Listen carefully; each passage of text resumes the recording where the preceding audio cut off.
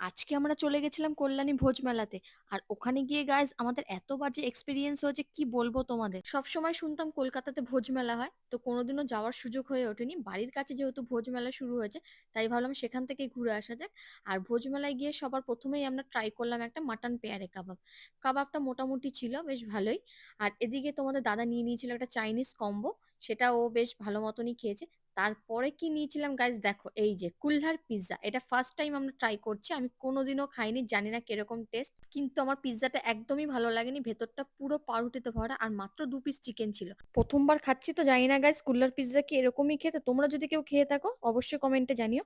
পিৎজাতে যেহেতু আমরা চিকেন পাইনি, তাই ঠিক করলাম আমরা পাশের স্টল থেকে আমরা চিকেন লেগ পিস খাবো। কিন্তু গাইজ চিকেন লেগ পিস খাওয়ার যে এত বাজে এক্সপিরিয়েন্স হবে আমাদের, আমি সত্যি ভাবতে পারিনি। চিকেন লেগ পিসটা পুরোটাই গাইস পচা ছিল। দুবার চিকেন লেগ পিস চেঞ্জ করেছি, দুবারই পচা বেরিয়েছে। লাস্টে ওনাকে বলাতে উনি আমাদের রেশমি কাবাবটা দিয়েছেন, তো এটা বেশ ভালো খেতে। অনেস্টলি স্পিকিং গাইস, আজকে ভোজমেলা থেকে যে খাবারগুলো আমি ট্রাই করলাম সত্যি আমার একটুও ভালো লাগেনি। এর থেকে আমাদের কল্যাণীতে অনেক স্ট্রিট ফুডের দোকান রয়েছে, তাদের খাবার সত্যি অনেক ভালো এদের থেকে। লাস্টে মুখটা ঠিক করার জন্য ভাবলাম একটু মিষ্টি মুখ করতে হবে, তো আমি নিয়েছিলাম এখানে মাখা সন্দেশ আর তার সাথে হট গোলাপ জামুন। সত্যি বলছি এই খাবারটা মেলার মধ্যে আমার বেস্ট লেগেছে।